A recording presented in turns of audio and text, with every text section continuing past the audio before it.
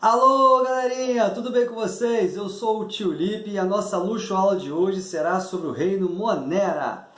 O que tuberculose, cólera, pneumonia, coalhada, iogurte, vinho, vinagre tem a ver com o reino Monera? Vou dar um tempinho para vocês pensarem.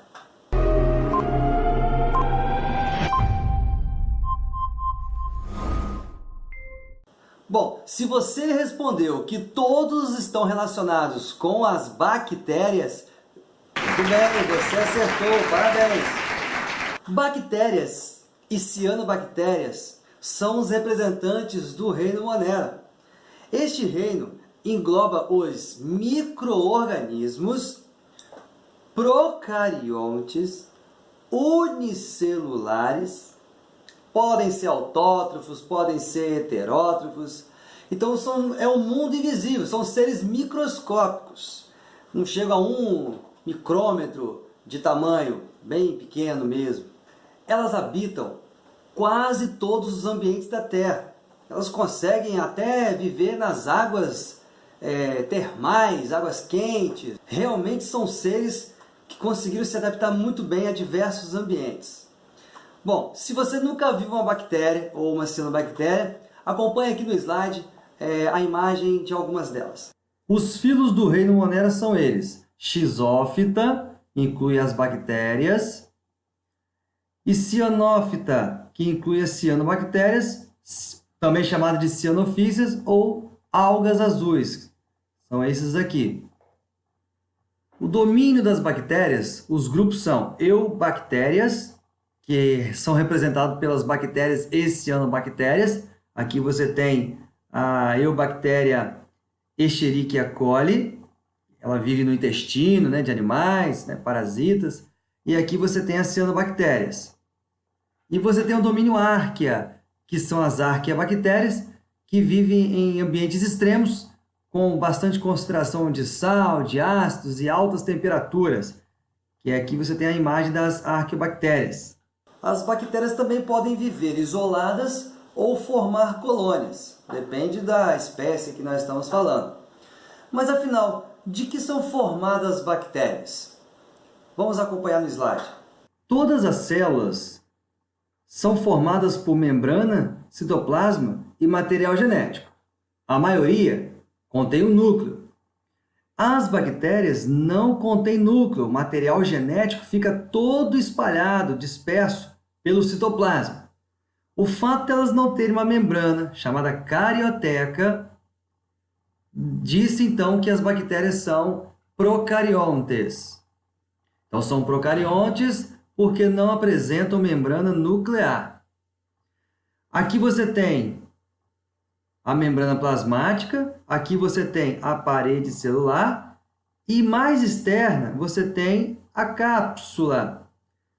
Junto com a cápsula você tem esses filamentos, são as fímbrias, cílios também pode ser chamado, e no caso da pile, quando ela fizer a conjugação, que é uma troca de material genético que vamos falar mais à frente. Então, a morfologia das bactérias seria o cápsula, parede celular, membrana plasmática, citoplasma e material genético. Uma coisa interessante para falarmos sobre as bactérias é a presença de apenas um tipo de organela, que são os ribossomos. Outras bactérias, a maioria, que são eucarióticas, vão apresentar mitocôndria, vão apresentar complexo de Golgi, retículo endoplasmático e entre outras. As bactérias do reino Monera só apresentam os ribossomos, que são organelas que vão fazer a produção de proteínas, importante para a atividade celular. E em relação à classificação das bactérias, existem alguns critérios a serem utilizados. Então vamos aprender um pouquinho mais no slide. Em relação à constituição da parede celular, as bactérias podem ser gram-negativa ou gram-positiva. Na gram-negativa, observa a presença de duas membranas, essa mais essa, e pouca quantidade de peptídeo glicano, que é um polímero feito de açúcar e aminoácido, que vai dar origem a uma malha na região externa da membrana. Já na gram-positiva, você tem a presença de uma membrana e bastante peptídeo-glicano. Outro critério de classificação das bactérias é a sua morfologia, é o formato das suas células. As bactérias que são arredondadas são chamadas de cocos. As que são parecidas com bastão são chamadas de bacilo. As que lembram a uma vírgula são chamadas de vibrião. E aquelas todas espiraladas, curvadas, são chamadas de espirilas ou espiral. Então essa aqui é a classificação quanto à morfologia das bactérias. Caso as bactérias do tipo Coccus juntam-se com outra, formando duas bactérias, nós chamamos de diplococcus. Di porque de duas. Então, diplococcus, duas bactérias.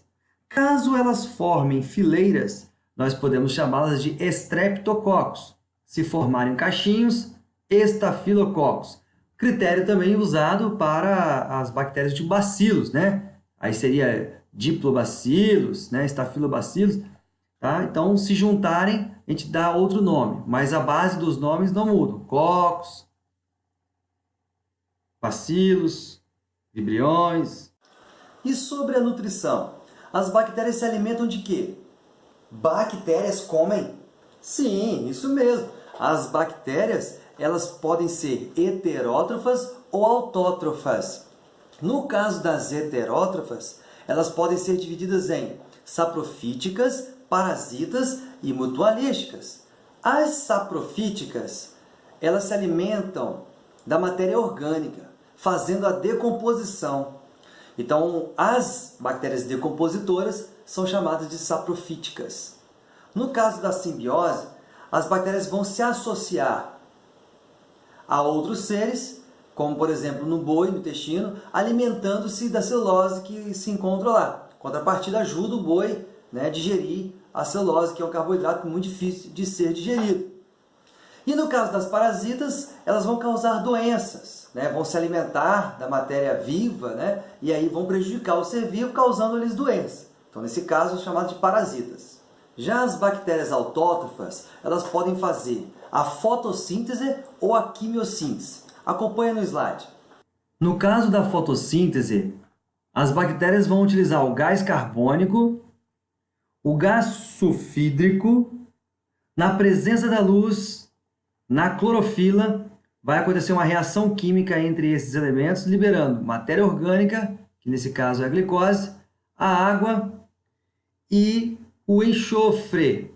Mas o objetivo dessa fotossíntese, então, é produzir aqui a matéria orgânica e a glicose. Na quimiossíntese, você tem a utilização do gás carbônico, a água, que vai liberar, não tem a presença de luz, né? não vai precisar de luz, ela consegue fazer essa reação sem a presença de luz, vai liberar a matéria orgânica, a glicose, a água e o oxigênio.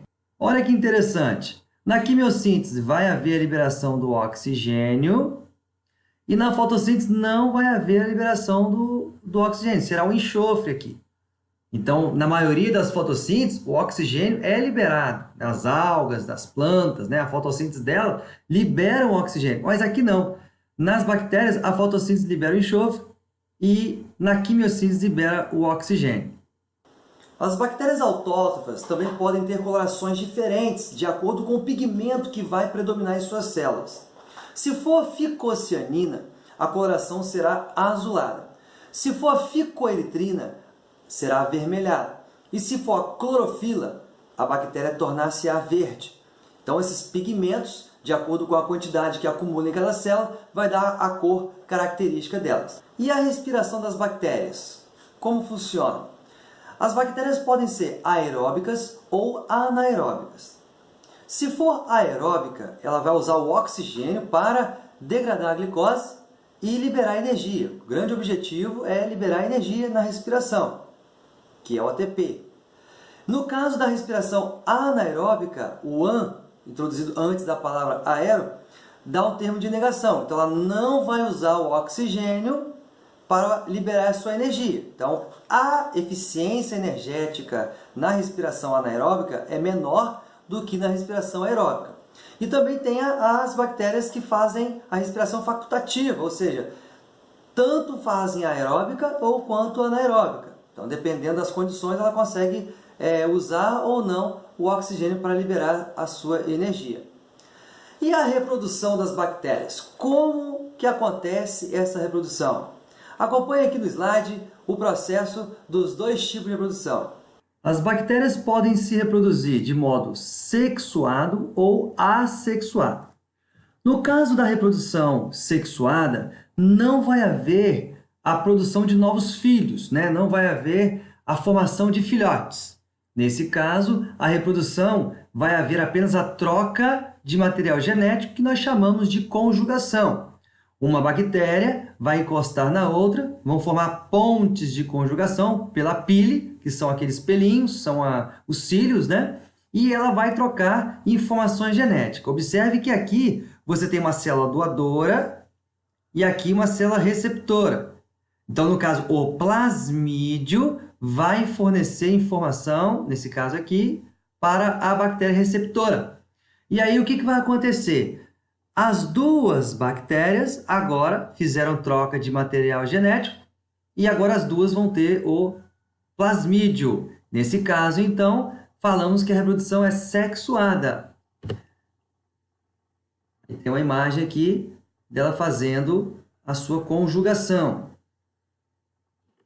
Já na reprodução assexuada, você tem a divisão celular sem a presença de outro indivíduo e nem troca de material genético. Então, a assexuada, uma bactéria, origina-se duas sem troca de material genético. Nessa reprodução, a divisão irá originar seres idênticos. A vantagem dessa reprodução é que, em pouco tempo, você tem muitos indivíduos. A desvantagem é que, se um não for resistente à variação de temperatura, todos os indivíduos também vão ser fracos a essa variação de temperatura. Se uma bactéria não for resistente, por exemplo, aí ao Bactrim, para nós seria bom, né? E aí o antibiótico Bactrim vai matar todas as bactérias, porque todas elas não vão ser resistentes. Então, tem vantagens e desvantagens. Agora, olha só o vídeo da divisão celular na reprodução assexuada. Essa divisão mitótica leva, em média, 20 minutos para formar novos indivíduos. É uma forma de reprodução bem rápida. Essa reprodução assexuada das bactérias pode ser chamada de divisão binária ou bipartição, porque uma bactéria vira duas, ou ainda pode ser chamada de cisparidade. Então, todas essas divisões fazem parte da reprodução assexuada. Vamos falar agora das importâncias das bactérias. Bom, as bactérias têm uma infinidade de importâncias, desde de alimentos, produção de iogurtes, coalhada, vinagre, vinho, tem muitas aplicabilidades. Na medicina, ela também pode ser usada como botox, né? Dá aquela esticadinha na pele. Na agricultura, controle biológico. Então as bactérias têm uma importância muito grande. Mas como nem tudo são flores, as bactérias podem transmitir diversas doenças aos seres humanos e a diversos outros organismos, dependendo do tipo de bactéria.